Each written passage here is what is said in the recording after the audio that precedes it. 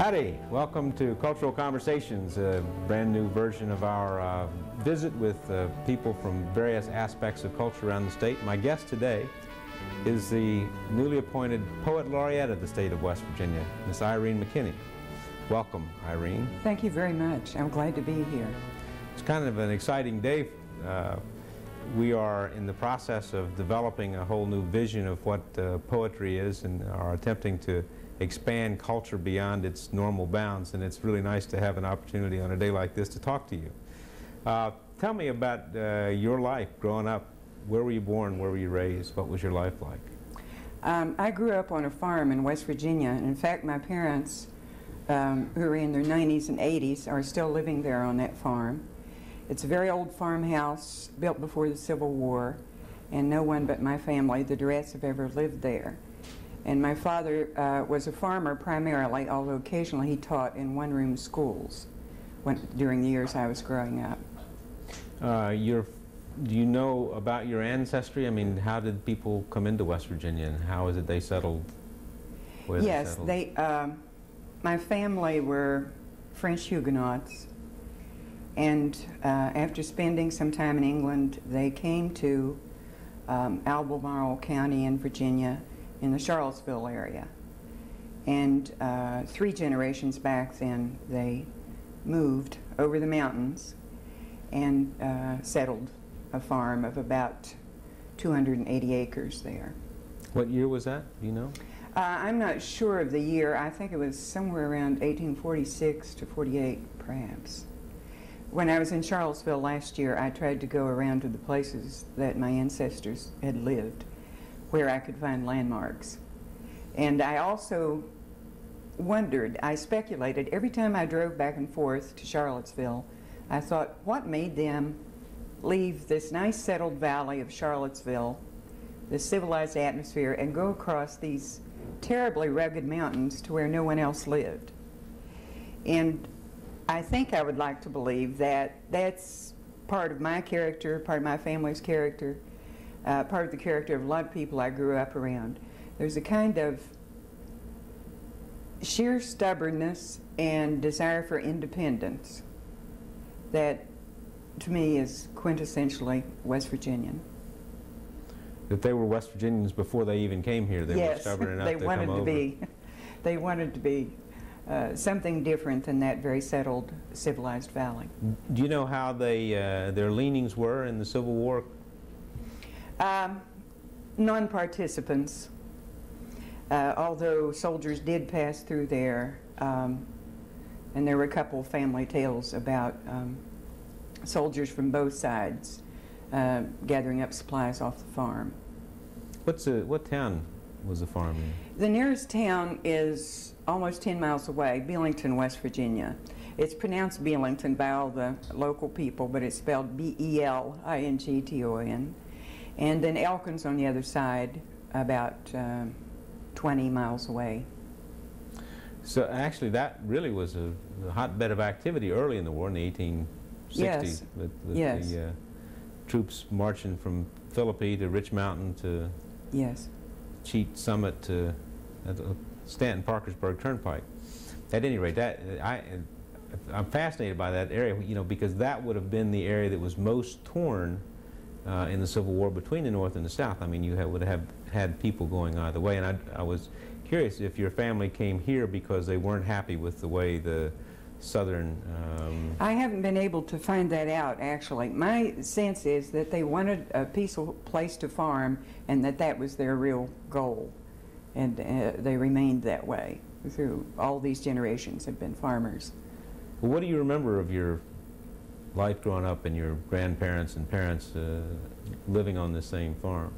My father's parents died when he was very young, so I never met them, but I knew my mother's parents.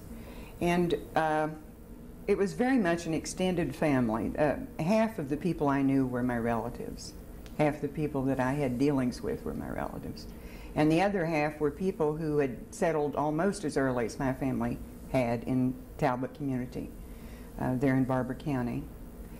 So it was a very rooted, grounded place, which I sure that almost every West Virginian would agree with is both a gift and a burden. It's a gift because you never have to wonder who you essentially are. For better or worse, I know essentially who I am. But it's a burden because I think that it can pull you down to a level of inactivity because it is so secure. Many other writers from this region I've talked with, and not just this region, but any rural region, I think have to go through a struggle and make their peace with their origins somehow. And maybe I'm a little nearer that now than I was earlier, but I don't think it will ever be resolved. And in fact, it's probably the energy that pushes my writing. You know, as a poet laureate of the state of West Virginia, you represent literature on the broad front, and West Virginia's got a literature that seems to be gaining wide acceptance nationally. I agree. And yes. it all has that kind of yes. essence that you're talking about. Yes. I think the past decade maybe has made a real difference, and one of the signs of that difference, I believe, is so many of our writers choosing at this point not to go away someplace else and settle, but to bring what they've accomplished back to the state. Denise Jardina, who is a wonderful novelist, fiction writer, is back in West Virginia. Also, Pinckney Benedict, a great many other writers who now somehow feel they can choose to stay here, where a decade or two ago, the pressure that I felt at that time was that I had to move out of the region and get recognition elsewhere before I could be considered a, quote, real writer. It's hard for West Virginians to accept quality in West Virginians, and I don't know why that is. That's one of the other things about being a West Virginian. But hopefully we're moving away from that and developing some pride in our own backgrounds. Tell me what it was like growing up. What were your toys? Who did you play with? What kind of things did you do? I spent a lot of time with brothers and sisters and cousins my age, but I also spent a great deal of time out just wandering around. One of the advantages of being from a fairly large family, there were 6 of us children, was that I could wander off for a day and nobody particularly cared. It wasn't as though I were the only focus of parental attention. And I often did that, just wandering around in the woods and through the fields and looking at the cows and the other animals that we had on the farm at that time. And later, when I was living elsewhere, those memories became extremely vivid and extremely poignant to me. It seemed to me that there was a geography of the spirit, and that those little landmarks, those hills, those certain kinds of trees, that pig nut tree that grew at the corner of the woods, an old shack I'd known, all of these things were landmarks of the spirit. This is the way I found myself feeling about home when I was away from home. And it became, those images became a focus in the poems. They seemed charged with energy in a way that no other objects or places did. Give me an example.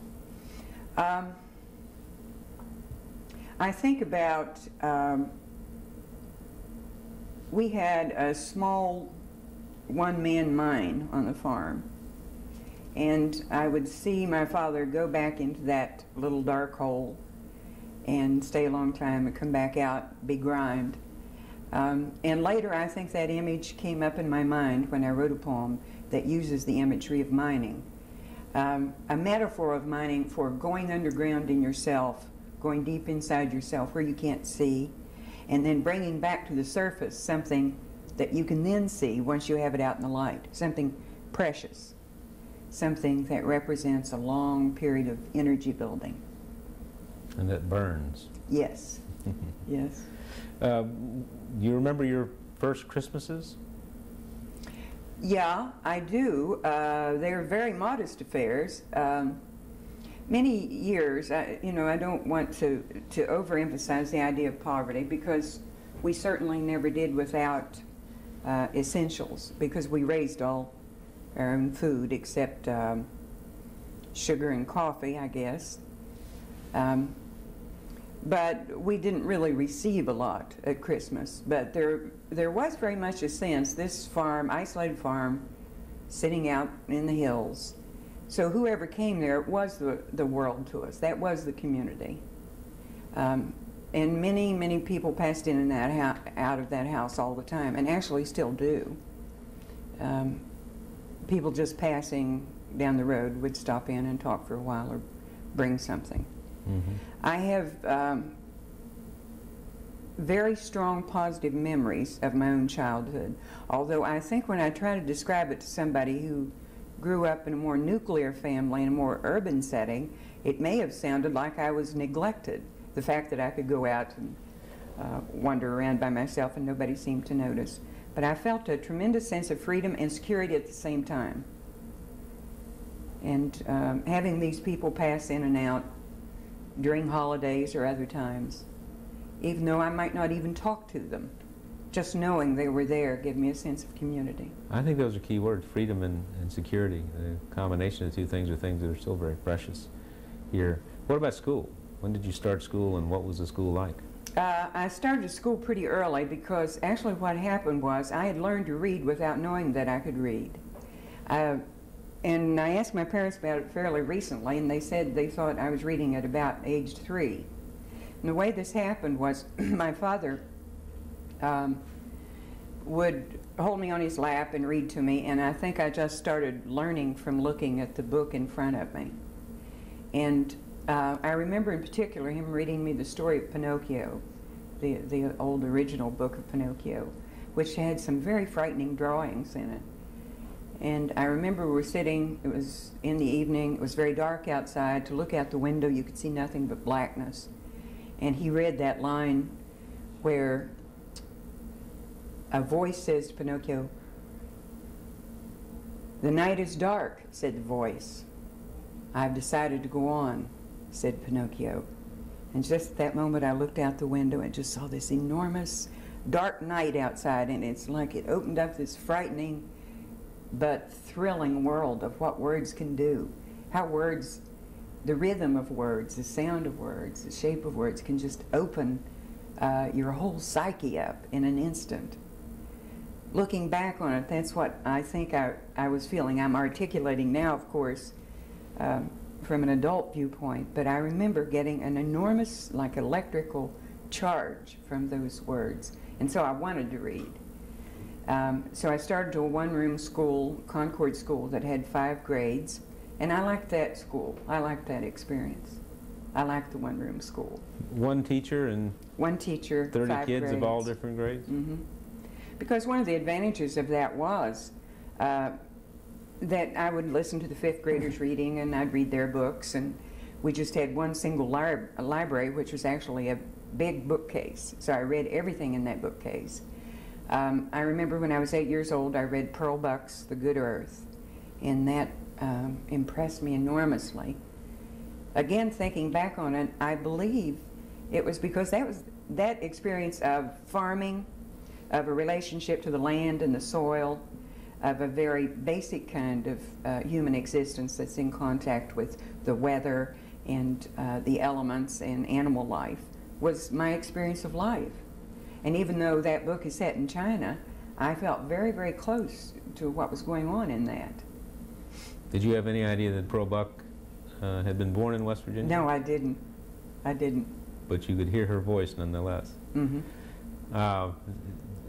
Growing up, do you remember the teachers? I mean, were there other influences like that? I mean, it sounds to me like this is an individual reception as opposed to anybody else providing guidance to you in terms of your learning. I think that maybe some of my teachers there at Concord School may have thought I was kind of precocious, so they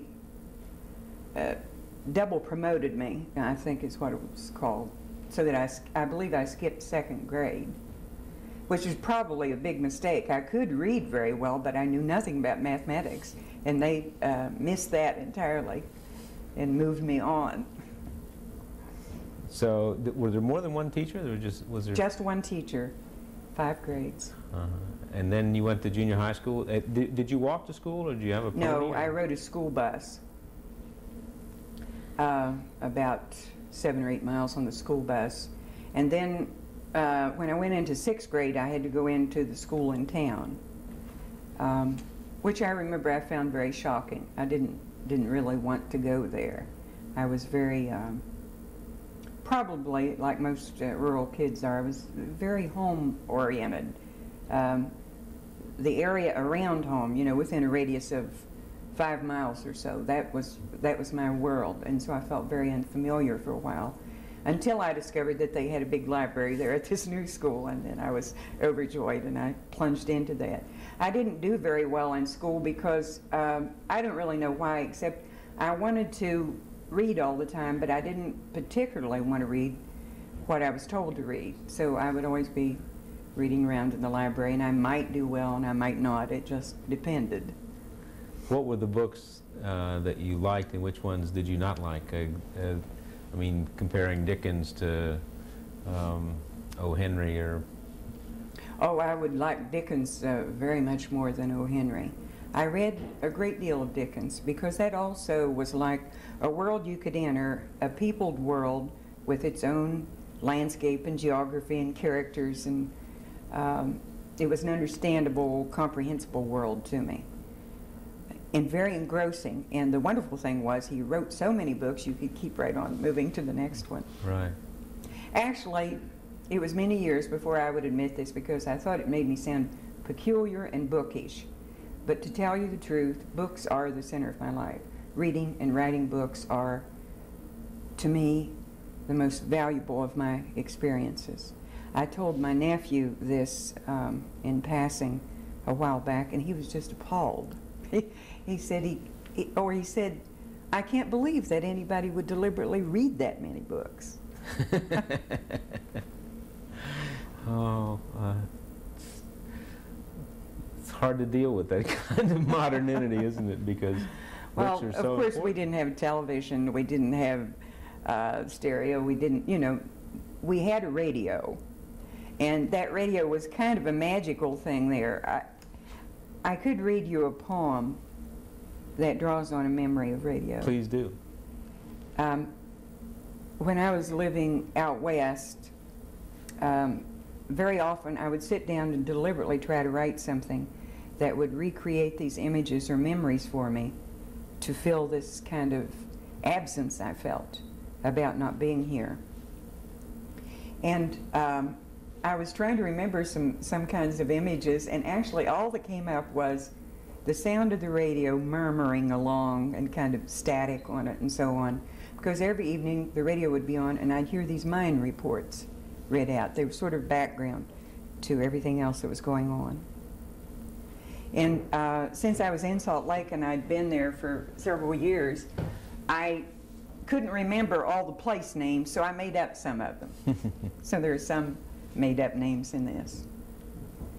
Twilight in West Virginia, 6 o'clock mine report. Burgoo mine number 3 will work.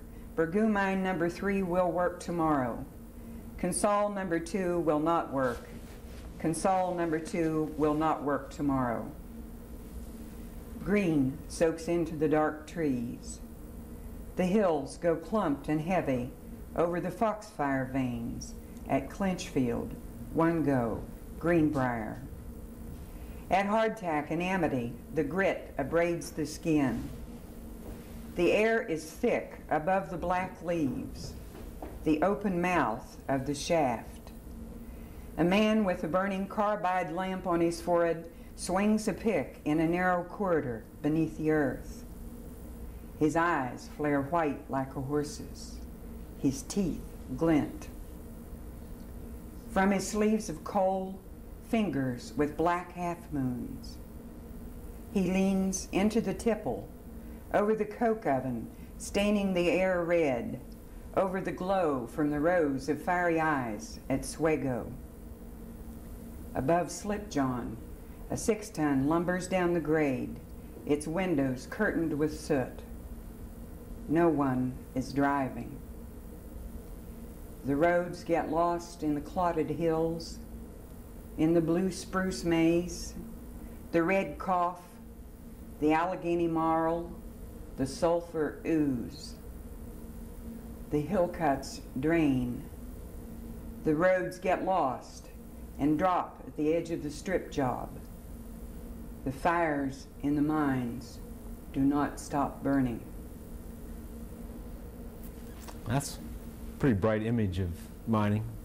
Bright and dark, I mean, but it's a powerful, powerful memory. What's the most exciting thing you've ever done in your life?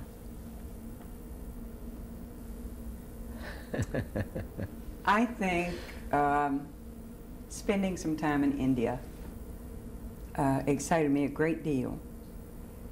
I didn't spend a lot of time in the cities. I spent a lot of time in rural areas. I went to the state of Orissa, who people later have told me is the West Virginia of India. Mm. It's mostly rural, mostly village life, still very much oriented to the land, cattle, animal life. And it was both familiar and strange, as though you could step back into your past, that is the past of human beings, because I knew that many of the people in villages were living as they had 2,000 years ago. And this sense of stepping into the past is something that I've always craved. In a sense, I think I and anybody else who grew up in rural West Virginia had a chance to inhabit 2 centuries. I essentially grew up as though I was in the 19th century. We maybe went to town once a month. We grew most of our own food. We were a self-sufficient unit for the most part, and self-referential. And the larger institutions, mainstream culture, didn't really affect me until I left that area.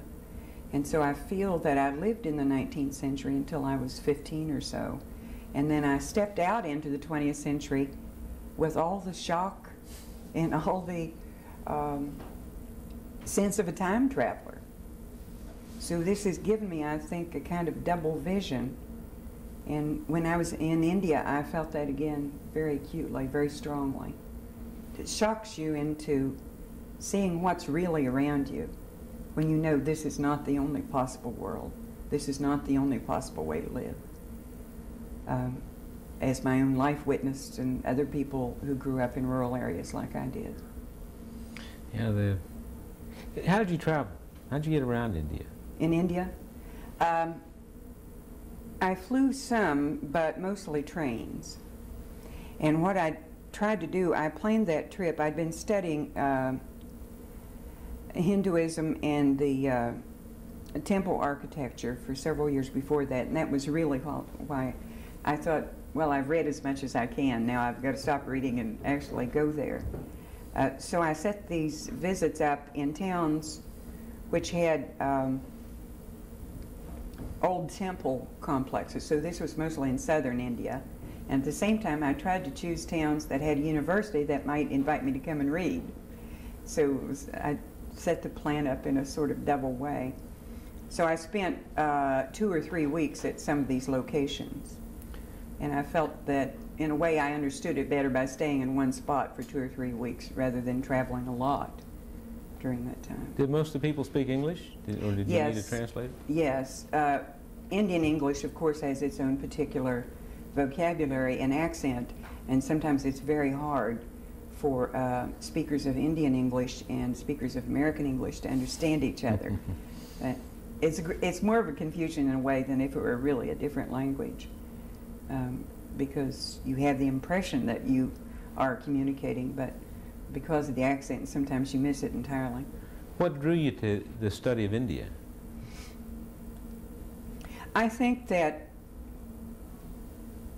from what I understood, that especially in rural life and in village life in India, there was still a great unity in people's lives. Now I know that there's also a great poverty, and I saw a lot of that. But at the same time, they didn't have a division between their sense of religion and daily life. They didn't have a sense of division between art and daily life. That is, many of these ancient poems are still quoted and recited and that kind of stuff.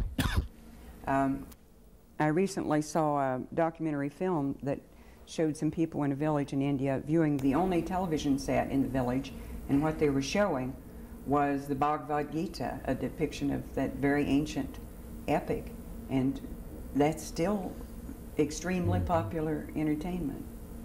So I suppose I wanted to be for a while someplace where where these divisions that we have between public life and private life, between your vocation and your true calling and what you do for a living, where those divisions weren't so apparent, just to see what that would feel like. And it was very healing. It was very strengthening. Did you have an interest in the Hindu religion or the... Yes. Yes, I've read a great deal about Buddhism and Hinduism. And so do you find that the religion and the culture and the practicalities of life come together in India in a way that we've lost touch with? And yes, I think that's very accurate. I think that in some rural expressions of religion, there's still there's a closer relationship between everyday life and religious expression, but it really is not as completely unified as it is in Hindu culture. That's an ancient way of life and an ancient religion, which essentially doesn't change. Conquerors come and go, England came and went, and that was so strong, that basic culture was so strong, that it just simply rose to the top again when the British left. That's great. We have time for another poem, if you would be so gracious.